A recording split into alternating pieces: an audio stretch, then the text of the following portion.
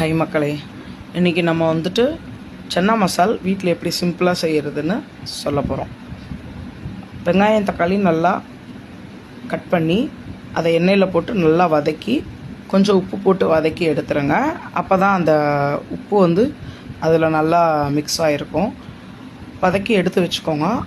அதுக்கப்புறம் பூண்டு வந்து தேவையான அளவு வாசனைக்கேற்ப போட்டுக்கோங்க. அதையும் நல்லா அரைச்சி எடுத்து வச்சுக்கோங்க. இந்த வதக்கி வச்ச வெங்காயம் தக்காளியும் நல்லா ஃபைன் பேஸ்ட்டாக அரைச்சி எடுத்து வச்சுக்கோங்க. கொஞ்சமாக தண்ணி ஊற்றினா போதும், ரொம்ப தண்ணி ஊற்றிட வேண்டாம். பேஸ்ட் கன்சிஸ்டன்சியில் இருக்கணும் அது.